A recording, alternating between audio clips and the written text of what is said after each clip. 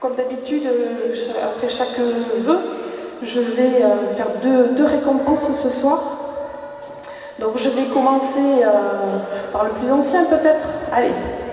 Donc je vais appeler Gérard Ducès, s'il peut venir à côté de moi, s'il te plaît.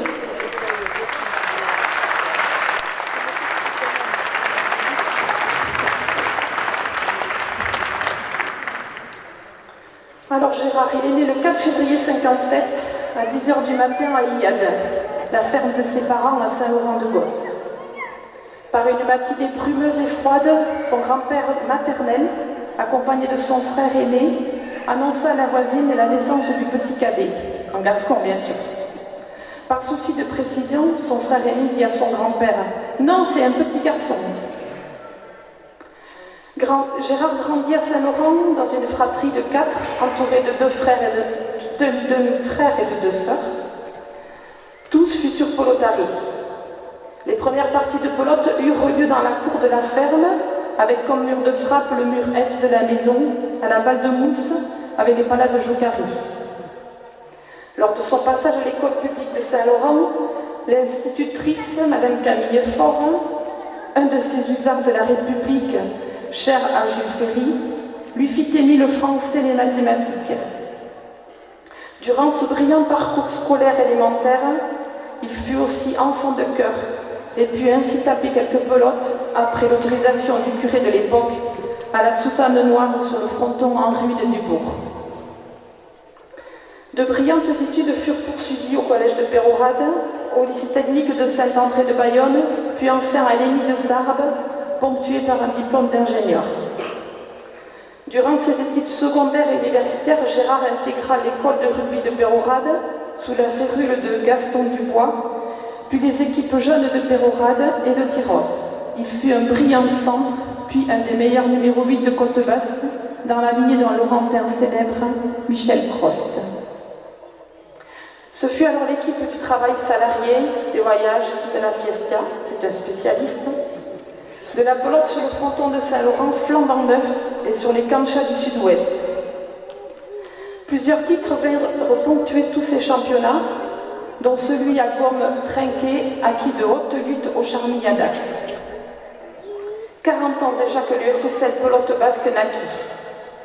Gérard participa à sa création, à son développement et accompagna à ses premiers conseils toute une génération de pelotaris, notamment les premiers champions du club, Thierry Choteau et Francis Bérotte. Aujourd'hui, avec ces derniers, il préside aux destinées de l'USSL, et ce depuis 25 ans.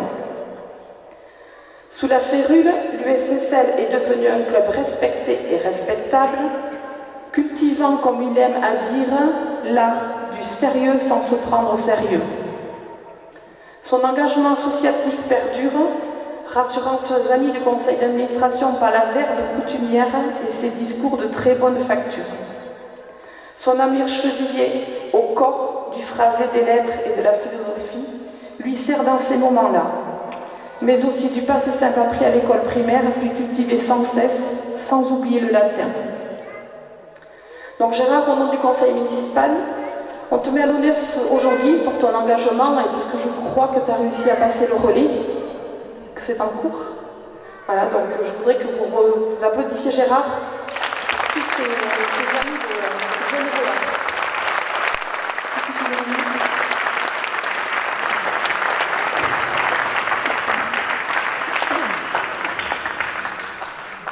Oh, tu peux rester là, on va faire la photo après. Viens. On va faire la photo.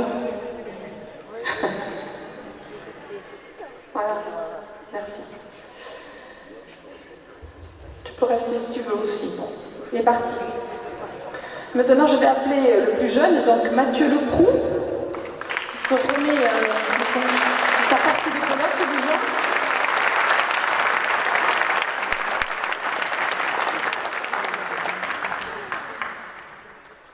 Le palmarès récent est édifiant. Champion d'élan de minime le 11-11-2018. Champion d'élan de cadet le 22-12-2018.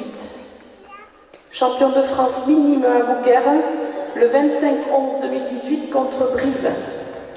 La persévérance a enfin payé. puis là, il arrive du Pays Basque où il a aussi été champion ce soir. C'est ça? Voilà.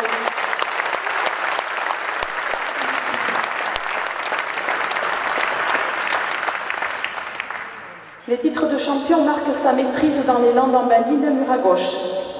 Mais le titre de champion de France est très révélateur. Celui-ci lui avait échappé à Saint-Laurent, il est tombé dans son air carcel. En effet, le chagrin avait été immense il y a 3 ans. Souvenons-nous que son emprise avait été totale lors de la première manche. Ce n'est donc que justice pour ce jeune homme aussi doué que discret. Mathieu est un garçon intelligent et travailleur. Il a su tirer parti de la leçon. Il s'est remobilisé, a su profiter des entraînements, a pris son vélo pour venir répéter ses gammes dans ce fronton si proche.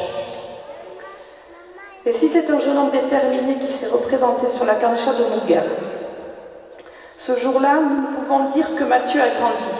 La taille est déjà acquise et s'est accompli pour devenir le champion de France que méritait cette discipline ingrate qu'est la baline individuelle. D'ailleurs, il est remis ça quelques semaines après pour glaner le titre de champion de Landes dans la catégorie supérieure, cadet, contre son voisin saint-laurentin, Benjamin Pinaki. Il est devenu le porte-drapeau de notre club dans tous les déplacements parfois lointains. Le nom de Saint-Laurent-de-Gosse est connu et reconnu grâce à lui. C'est en cela que nous devons le remercier pour l'image et l'exemple qu'il véhicule. Bravo Mathieu et bonne route sur les canchas. Ce que tu as qui demeurera une base solide. À toi de continuer à progresser et de confirmer. Nous pourrons ainsi à nouveau nous réunir autour de toi pour partager ton bonheur et être fiers de l'enfant de Saint-Laurent que tu es. Bravo.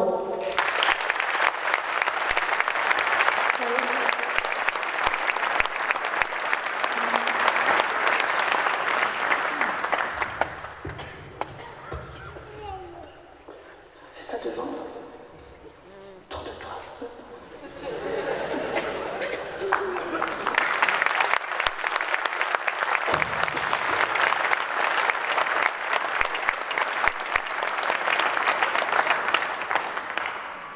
Bon voilà, j'en ai terminé avec tous les petits messages qui étaient à passer ce soir. Juste une petite précision, notre décoration a été fournie gentiment et gracieusement par La Vie en Fleurs, une habitante de Saint-Laurent qui a un magasin sur Urte. Voilà, donc vous avez des petites cartes sur les tables et je la remercie chaleureusement de son effort. Et donc on va passer au pot de l'amitié et passer une bonne soirée conviviale et comme on les connaît souvent à Saint-Laurent. Merci de votre écoute.